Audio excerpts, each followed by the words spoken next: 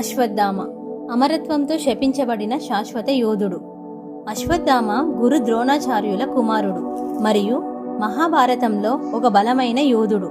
సప్త చిరంజీవులలో అత్యంత సమస్యాత్మకమైన వ్యక్తులలో ఒకరు. అతని కథ ప్రకాశం మరియు విషాదం. శాపంతో కలిసి ఉన్నప్పుడు అమరత్వం యొక్క భారాన్ని ప్రదర్శిస్తుంది. ద్రోణుడు, కృపి దంపతులకు జన్మించిన అశ్వత్థామ పుట్టుకతోనే అపారమైన శక్తిని పొందాడు. అతను ఆకలి, దాహం, అలసట మరియు రాక్షసులు లేదా ఆయుధాల భయం నుండి రక్షించే తన నుదిటిపై ఒక రత్నంతో జన్మించాడని పురాణం చెబుతుంది. అశ్వత్థామ గొప్ప యుద్ధ ఉపాధ్యాయుల కుమారుడిగా ఆయుధ నైపుణ్యంలో శిక్షణ పొందాడు మరియు బలమైన యోధుడు మరియు గదాయోధుడు అయ్యాడు. అశ్వత్థామ కురుక్షేత్ర యుద్ధంలో కౌరవ పక్షాన పోరాడాడు మరియు అనేక కీలక యుద్ధాలలో కీలక పాత్ర పోషించాడు. దుర్యోధనుని పట్ల అతని విధేయత అచంచలమైనది మరియు కౌరవుల పతనం తరువాత అతను కోపం మరియు దుఃఖంతో మునిగిపోయాడు. ప్రతీకారం తీర్చుకోవాలనే కోరికతో అతను యుద్ధంలో ఘోరమైన పాపాలలో ఒకదాన్ని చేశాడు. అతను రాత్రి పాండవ శిబిరంపై దాడి చేసి పాండవులను తప్పుగా భావించి ద్రౌపది 5 కుమారులను దారుణంగా హత్య చేశాడు. అతను శక్తివంతమైన ఖగోళ ఆయుధమైన బ్రహ్మాస్త్రాన్ని ఉపయోగించి అభిమన్యు మరియు ఉత్తర యొక్క పుట్టబోయే బిడ్డను చంపడానికి కూడా ప్రయత్నించాడు. ఈ నీచమైన చర్య శ్రీకృష్ణుడు అశ్వత్థామను శపించేలా చేసింది. కృష్ణుడు తన నుదుటిపై ఉన్న ఆభరణాన్ని తీసివేసి 3000 సంవత్సరాలు భూమిపై సంచరించమని శపించాడు. చీము పట్టిన గాయాలు, ఒంటరితనం మరియు అతని పాపాల భారం.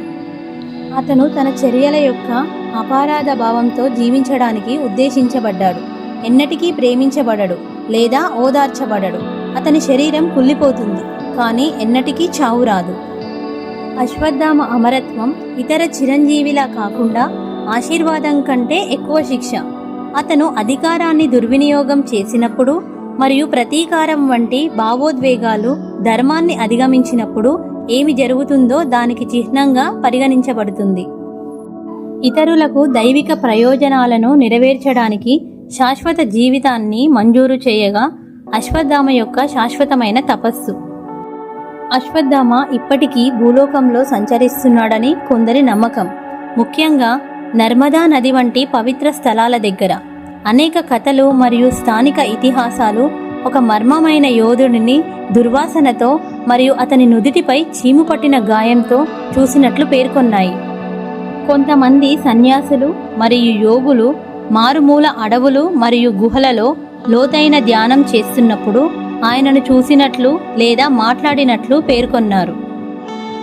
అతని శపించబడిన ఉనికి ఉన్నప్పటికీ అశ్వత్థామ కథ స్వీయ నియంత్రణ యొక్క ప్రాముఖ్యతను, ధర్మాన్ని మరియు తనిఖీ చేయని భావోద్వేగాల యొక్క పరిణామాలకు శక్తివంతమైన రిమైండర్గా పనిచేస్తుంది. అతని కథ విషాదకరమైనది అయినప్పటికీ ఇది నిజమైన అమరత్వం యొక్క అర్థంపై తాదాత్మ్యం మరియు ఆలోచనను రేకెత్తిస్తుంది. అతని పాత్ర మత్స్య కోరికలు మరియు దైవిక శిక్షల మధ్య అంతరాన్ని తొలగిస్తుంది. అతన్ని చిరంజీవులలో అత్యంత ఆకర్షణీయంగా మరియు భయపడే వ్యక్తిగా చేస్తుంది.